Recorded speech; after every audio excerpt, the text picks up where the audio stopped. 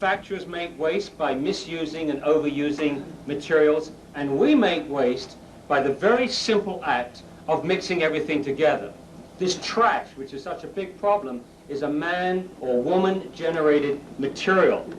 The things that we reject to so strenuously are things that we've handled every day without any objection: paper, plastics, glass, food, and so on. And it's only when we mix them all together, when we mix the smelly and the non-smelly, the toxic with the non-toxic, the useful with the useless, that we come up with a product. And we've also come up with an attitude. This attitude is that trash is revolting, get it out of my life as far as possible, and I don't give a damn as long as you don't put it in my town. Just get it away. And that is the root of the problem. Until we tackle it at its root, we are not going to solve it. Let's look at the visible signs that we have a problem, and I'm sure much of this has been discussed today. Let's get this on target here. Okay, the landfill crisis. We have too much material going into landfills. We have a space problem. We have too much toxic material going into landfills. We have a leachate problem. We have too much organic material. By organic material, I don't mean the stuff that's generated in factories. I mean food waste, yard waste, various things which will biodegrade under the ground, and that gives us a methane problem. But for most people, it's a smell problem or a rat problem. The rats like it. We don't like it. And there's too much useful material going into landfills, and I suggest, living in this small time of plenty, that we have an ethical problem. For how long can we continue to consume the future, continue to wage war on future generations by devouring in a few seconds what they will be looking for 1,000 years from now? And we're doing it this afternoon using those polystyrene cups. Those are finite resources. We use them for a few seconds. We pass on a problem to immediately if we burn them, or if we put them into the landfills, we pass into another problem, or if it gets into the water, that we could be choking our fish in the oceans. But whatever else it is, it's a waste of finite resources. And people don't like living near landfills, and that gives us a political problem. And the politicians know that to site a landfill today is tantamount to committing political suicide. So I don't think there's any argument in the fact that we have to reduce the quantity, the toxicity, and the organic content, the content which is going to biodegrade under the ground, of the discarded material going to landfill. And basically, that's where the agreement ends. We all agree we've got to reduce and change, but there are two dramatically, diametrically opposed approaches. One is to destroy those materials, what I call the Rambo approach, zap it with a flamethrower, and the other approach is to try to recover those materials. And I'd like to put those side by side. Now the first approach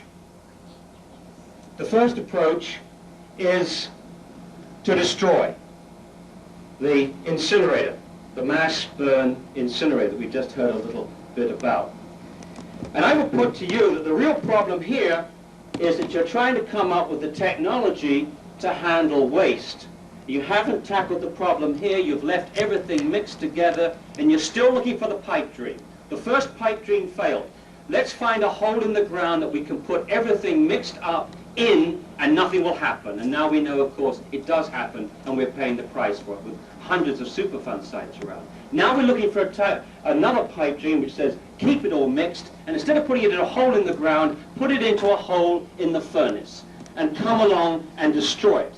And as citizens get concerned, and as the track record of incineration unravels itself in the United States, it's clear that there are things coming out of the stack that we don't like and could cause damage to us. The acid gases, the toxic metals, the newly synthesized compounds, the dioxins and furans. And the result of this is tremendous research activity to come up with some more boxes to attach to the first box to try to clean up this air.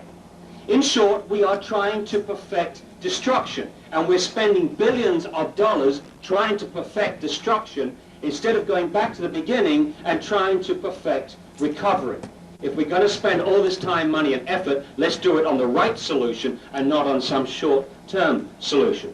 But there's a catch-22 in all this, because the better that they get at cleaning these air emissions, the more toxic the ash is going to become. And that's a chemical inevitability, because we're dealing with indestructible things when we deal particularly with the toxic metals. Any lead, cadmium, chromium, arsenic which go into this incinerator have got to come out of that incinerator.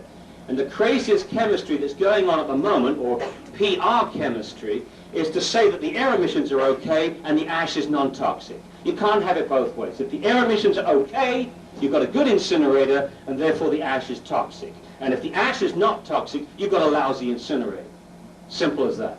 And now you've got to take very special precautions as to what to do with the ash. So 25% by weight at least has got to be buried into a landfill. So we haven't got rid of landfills with an incinerator. What we've done is to essentially change the nature of that landfill from a raw waste landfill to an ash landfill. That's what we've done with this destruction approach. Now the other approach is to use this phrase here, it's not waste until it's wasted. Notice we should be calling these discarded materials. We make waste by mixing everything together. If we keep it separate, if we don't mix them together, we're still dealing with resources.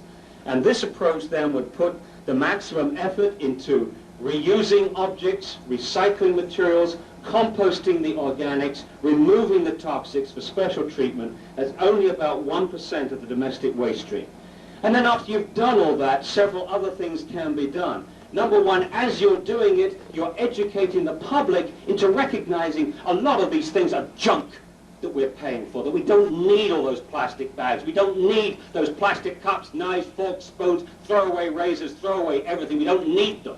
And there'll be a tremendous pressure, which has already started, to reduce at source, at the manufacturing level. I heard about a biodegradable plastic bag. We don't need a biodegradable plastic bag because we've already got a biodegradable bag. It's called paper. It's called craft paper.